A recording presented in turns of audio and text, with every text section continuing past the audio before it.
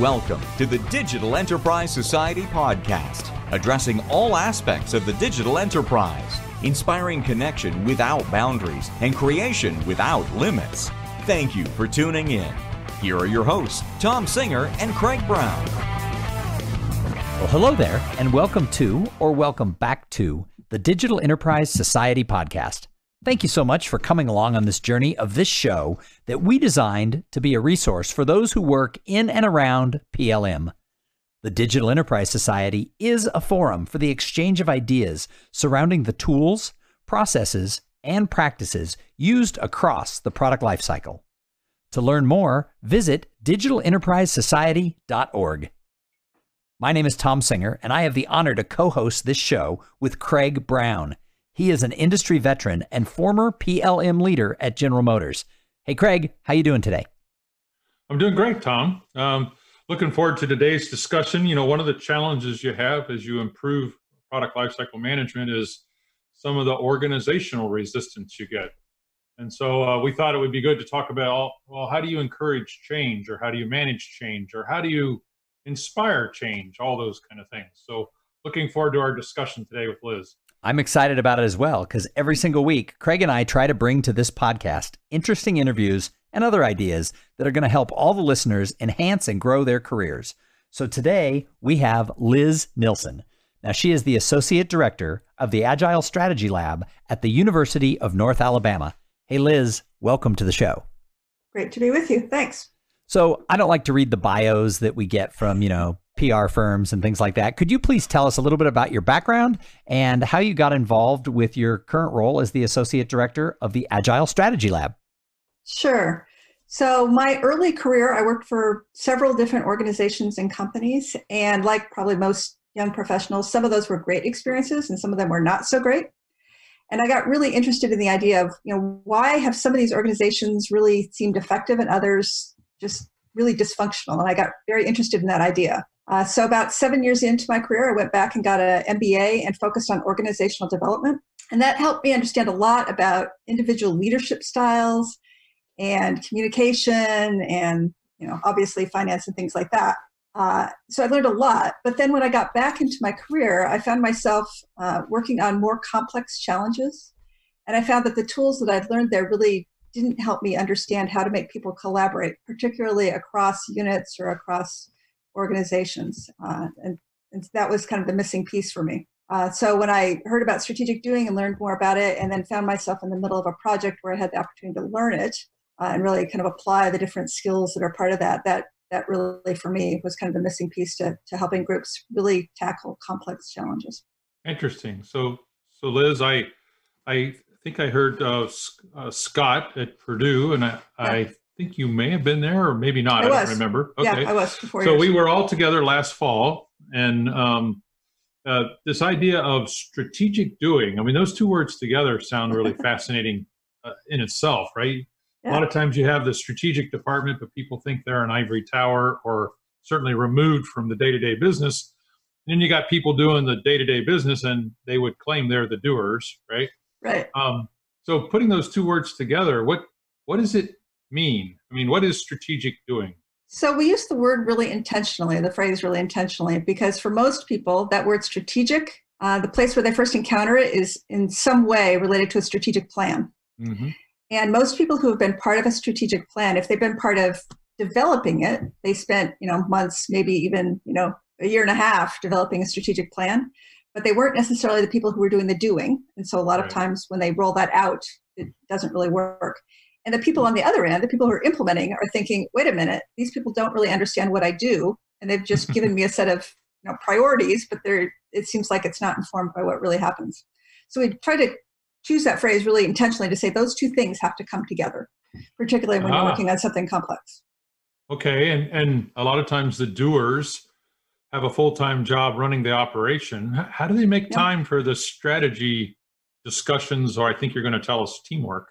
How do they do that? Well, I think one kind of key insight is that if you're really working on a complex challenge, you can't plan your way out of it. You have to learn your way out of it. And that means taking small amounts of time to kind of plan, and then take some time to do and come back together and say, okay, what did we learn by that? And how are we going to change what we're doing next? Well, that's good. A lot of times you'll hear especially in Silicon Valley, you'll hear about fail fast, right? Yeah. I don't really know, if I would be kind of the older style management, maybe more hierarchical, and I'd say, okay, what's your plan? What's your succession of events that will make you successful? And they would reply, oh, I don't know. We're just going to fail fast, and the faster we fail, the sooner we'll be successful. And to be unfair to the Agile folks, and I'm thinking software development mostly when I say Agile this way, they have a very almost rigorous process now for how to be Agile and scrumming and releases. And so you hear the word Agile used a lot with them. But when you bring Agile to a manufacturing company or mechanical engineering, they're confused. They're like, well, we don't do what software does. We do something else, right? Mm-hmm. So strategic doing, I got that. I want to explore this other phrase. Agile. You're in charge of the Agile Strategy Lab. Does that mean the lab is Agile or the strategy's Agile? Or does it mean both? Hopefully both. Okay. Certainly our own work is Agile, and 2020, that's proving to be more important than ever, for sure. Well, yeah, we'll talk about that in a moment. Yeah. Right? But the other thing is that, there's a set of skills kind of underneath Agile, even in software development. There's a set of skills that really are about how people work together. And that's common no matter what context you're working in, whether it's manufacturing or software or, university or, any kind of setting. So, what are the skills kind of underneath that phrase Agile? And that is transferable. Okay, so there we go. So certainly operational people, the doers, have an experience when they have a problem on the line. They form a team of experts, people in the know. They can come from anywhere. They can come from the line. They might come from engineering. They could even come from marketing to say, okay, what are we going to do about this problem and how are we going to quickly solve it? Is that an example of a network of people getting together to do things in an agile way, a quick way? Probably. Okay. I mean, it might not be kind of optimally agile, but probably there's pieces of that because there's specific things we talk about. For example, everyone having skin in the game, everyone making a contribution to the group's work and kind of committing to that and not just standing back and saying, great, I'm just going to watch you do what you do. And that's probably true in that setting. So sure. And I think, so anybody who does automotive like manufacturing will get this. We learned the hard way 30, 40, 20 years ago that the Japanese learned the Deming principles better than we did and in fact applied it quicker. One of the things they had were these teams of people, both after action reviews. So when something went bad, you had to fix it to make sure you fixed it permanently in your processes. That was a group of cross-functional people. And then also when you were searching for better and better quality, you always got the team of experts, the expert on the physical system, the expert on manufacturing, the expert on what's the customer really want, into the same room. And in fact, I think the really good companies, it's part of your culture. You do that all the time. It's part of your standard way of working, is not hierarchical, but rather cross-functional. Right. So maybe you guys are just educating the other 95% of the world that networks work. You mentioned in your outline to me, why is the new approach to leadership needed? Is there a problem that leadership doesn't get what you and I just said? Is that part of the problem? I think that's true. So I think there have been some significant changes in the last 20, 30, 40 years, you can decide where you want to put that line, that have made the way we think about leadership really demand something different. And one of the big changes, I think, is this change from hierarchy to network, that much of the kind of interesting, innovative work these days happens in a network, rather than, someone at the top, or maybe a couple someones at the top sort of doing all the thinking and then telling everybody else what to do. But it happens when you're bringing people together with different skill sets and learning your way together through a challenge. And that's a real change. And there's some organizations, I think, where the people at the top, they think they're in a hierarchy, but the people down below would say, actually, the really effective work happens, not when you just send a memo and tell us what to do, but when we get together across disciplines and work together. Right. So that's interesting. So if you were talking to a leader, well, I'm just retired, I'm a little over 60. So imagine you're talking to me and I'm telling you, they just don't follow what I want. Yeah. How would you help? How would you coach me? And you're the person kind of on the top of the hierarchy? Well, yeah, somewhere close to the top. Well, I think the conversations needs to start with, well, what is the challenge that you're trying to address? I want them to listen to me. well, yeah, but is that actually the challenge, right? That's fair. Maybe not. Right. Because, there are some kinds of challenges. So one of the things that people ask us a lot about is, well, where's the overlap with strategic planning? But another question is, well, where's the overlap with things like lean and quality control and that kind of thing? And there are certain skills that are more relevant kind of at that quality, lean sort of end of conversation. There are other skills that are more relevant when you're thinking kind of in a divergent way about what are the opportunities in front of us. And I think those are different kinds of skills. And depending on the challenge that the leader is trying to address, you think about which skills apply to that setting. So it's kind of form follows function, right? Yeah, exactly. One of the things that I stumbled across, it's actually a really insightful man at GM a few years ago. He came in, he joined late in his career, had successes at other companies, and he brought up this question about Conway's Law. And I'm not sure if you know what I'm talking about, but in IT system development, it roughly says, unless you're willing to change the organization, the communication paths of your IT system will follow the organizational structures and the organizational norms. This makes sense, right? It's top down, and nobody said change the organization. They just said build me a tool. And so what I found in a lot of the PLM space, where we're bringing lots of different tools together and we're trying to integrate them into a synergistic process, part of the challenge is the organizations haven't been given the permission or even encouragement to change. Does strategic doing help that? And if the problem is the leaders didn't know to say, hey, you can change the organization, here's the, you said it earlier, what's the key thing we're looking for? Okay, here's the key measures of our business. As long as you meet those, I don't care how you morph the organization. A lot of it, especially in the middle management, they don't feel empowered to do that they can change the organization at the same time they're improving processes and tools. How would what you're doing help them? Yeah, that's certainly true. So I think, and there are some situations, I think, where those middle managers really don't have permission to change, and that's one kind of situation. But I think the other question is, if they do have permission to change, and that's something leadership needs to communicate. But then I think the question is, do those middle managers have the set of skills they need to help their groups move forward? Well, I think you hit the nail on the head. A lot of them who are just punching their ticket to their next assignment, right? And I don't mean that in a negative way, but a lot of middle management is that way, right? They're rounding them out with different assignments. Well, a lot of them are just looking for the next assignment. It makes sense. And when we start our careers, we have maybe a particular set of expertise, and that's what made us successful. But then when we get to that next level, it requires another set of skills, usually. Yeah, this was way back now, but I'd been at GM. I joined mid-year or mid-career, right?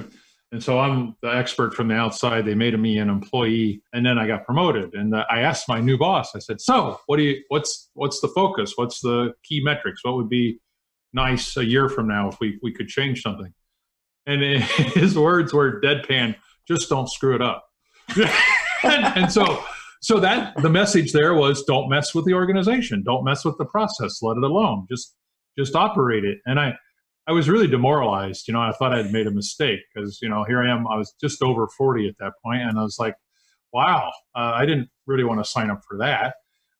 We're quite good friends now. We got to know each other really well, and where we could push and change. And we were in embedded software and electronics inside of a car company. Our typical change cycle was, meaning a new generation was about every 5 years.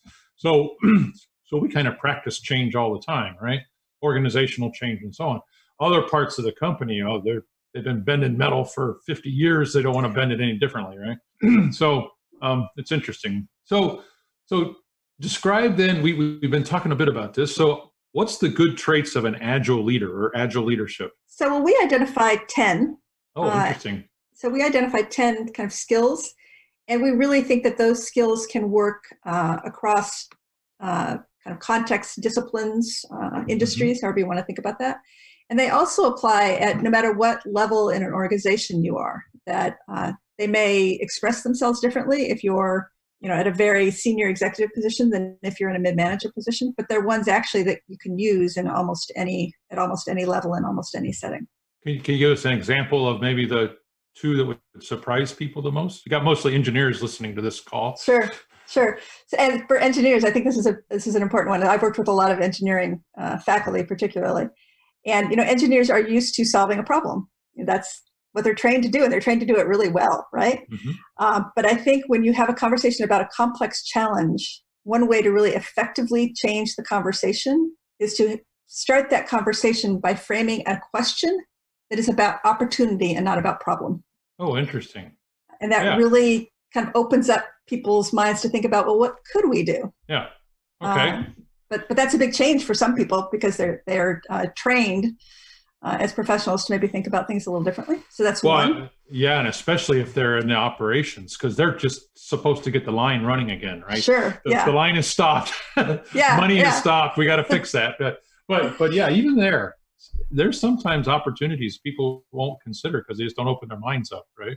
So and even if you want a group of people really engaged around something, you talk about all of the conversation is about problem. That's not a very engaging conversation. People would much rather talk about opportunities, I think. So do you have another one besides that? Sure. So this is one that is really simple, but is really important. And that is, if you have a group of people working on something, before you walk out the door, everyone should have a task to do with a deliverable and a deadline. And there's no exceptions. Everyone in the room.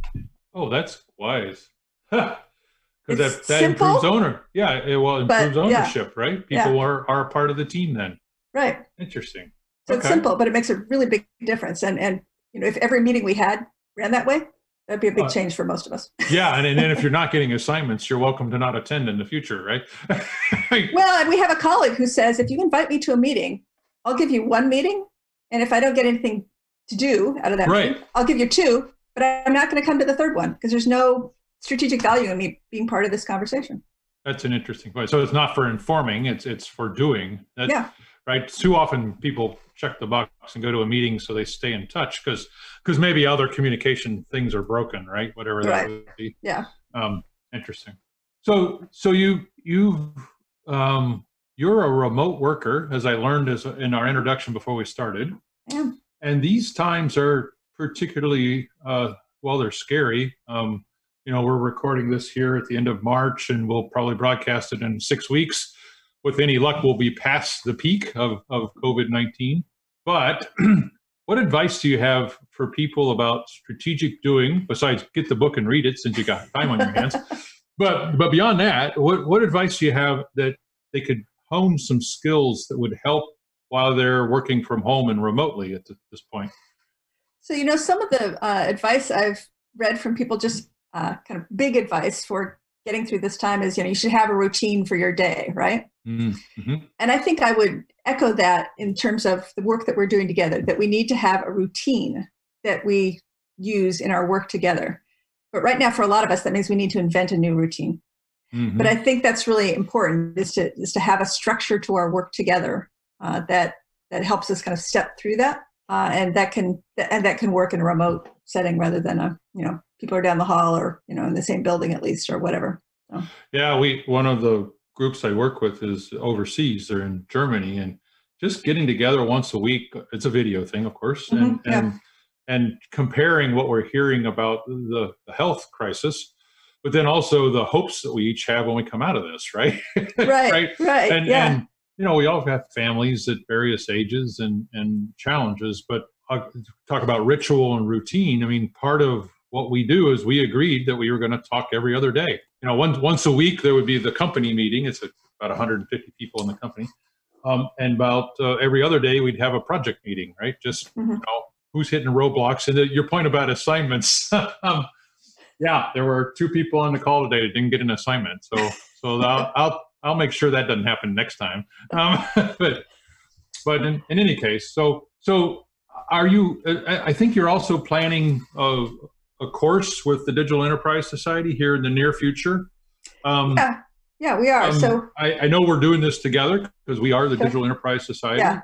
Give us a little snippet of why it's worth their time. Why should people tune in? So the course is arranged around what we call the 10 skills of Agile Leadership, and dives into each of those skills and includes both learning about the skills, but then really practical exercises to use to kind of develop those skills in yourself and to think about how you see them in your organization and think about how you might want to adopt them in your organization. Interesting. So it's designed to be really practical, but also we think pretty enjoyable. So can I add an 11th one? Sure. And I read all 10 of yours. So okay, sure. But we've worked really hard the past few years at this networking, social networking. Yeah. Companies have even redesigned their workspaces so that they don't have walls and they are in a space where there's actually a higher density of population. Well, it's a little unfortunate right now. We're calling it social distancing. We should probably call it physical distancing. And this 11th skill is, how do you keep the social networking going, even though we need to be separated by a distance and not exchange, particles of fluids, right? Right. So I hope if you can add a commentary a bit in your course about how do you keep this networking going, because that's part of your point, is building the networks. Well, the networks may be physically removed from each other, but they still need to happen, whether they're across town or across the house or across the world, right? Yeah, they do, and we need new ways to do that because it's unfamiliar for all of us. It's more than hashtags and Twitter, everybody. But yeah, definitely. But nonetheless, that's a place to start if you got to start somewhere. Well, the question we get all the time is, what platform should we use? And we usually say, well, use the platform that people will use. and use it effectively. That's the answer, right? Hopefully, one that doesn't. Well, there's going to be more policing going on content on networks. But that aside, just be open and honest with each other, and it'll probably work, right? Whatever mechanism you choose. One of the things I've been talking about in my work is I've used this term, we have to practice social tightening while we're in this physical distancing or social distancing world. Yeah. And the key is we just have to be intentional about it. If we're not cultivating those relationships, they're going to drift apart. So we have to look at our coworkers, possibly clients, family members, neighbors, and we have to do something. Don't you agree? Yeah, I mean, those groups. So for us, our lab has always been geographically distributed. So we have always had to, from the inception, figure out what does it mean to be connected and what are the routines we have that connect us, even though it's maybe 3 times a year that we're all in the same room physically before all this happened. So it's very rare. So the people on our broadcast who listen, they're going to listen to your voice, Liz, and you're going to say, my goodness, she sounds like she's from the Midwest. And no. And in fact, you live on the East Coast. But where is your employment again? Just remind everybody. I'm from the University of North Alabama. You don't speak like you're from the South. You don't have that twang that Thom has, right? I could. I have lived in the South before, but no. Oh, I see. Okay. Well, Liz, it's been a joy chatting with you. We're running up against our time a little bit. I'll hand it back to Thom. This has been really insightful. The book is Strategic Doing, and in a few weeks, we're going to have you on as a webinar and as part of the Digital Enterprise Society. So thanks again. Okay, great. Thanks for having me. So Liz, I really enjoyed listening to what you were talking about. And one thing sort of stood out to me, and that was, and you were talking about, these meetings and making sure that everybody walks away with sort of items to do before the next meeting. But a lot of our listeners aren't the people leading the meetings in their companies. A lot of people are kind of down that ladder and they're being invited into meetings. So they're not the ones sort of controlling them. How can the, average person on a team help get the message across that a meeting can't just be a waste of time? So one way, this is a little bit of guerrilla tactics, right?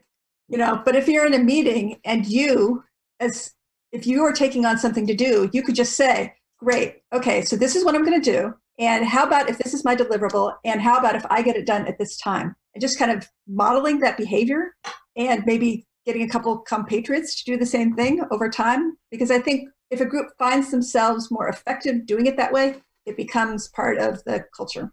And that's what you're really trying to do. It's a habit. Absolutely, because I agree that even across industry lines, it doesn't have to be manufacturing. It can be in any industry, that the hierarchy is giving way to sort of this team structure and this, this whole idea that it is, that people are getting things done in groups and I'm lost for the word, brainstorming ideas. However, a lot of the bosses still think they have a hierarchy, right? They do, yeah. But the one thing that is common to everyone, whether they're at the top of the hierarchy or at the bottom, is everyone is sick of ineffective meetings. Everyone. Nice. Yeah, well said. Nice. Well, thank you for coming on and sharing with everybody. I know that people probably took a lot of notes. They'll need to go and listen to the upcoming webinar because I think you'll go even deeper onto a lot of this stuff. So, Liz, thank you so much for joining Craig and I on this episode of the Digital Enterprise Society podcast. Thanks for having me. Hey, and everybody who's listening, make sure that you join us every single week for more thoughts, ideas, and information in and around product lifecycle management. The Digital Enterprise Society, it is the place. It is the place for the exchange of ideas around digital manufacturing tools. Check us out at digitalenterprisesociety.org. You've been listening to the Digital Enterprise Society podcast. Learn more about what you've heard here today at digitalenterprisesociety.org. Join us again next week for more connection without boundaries and creation without limits.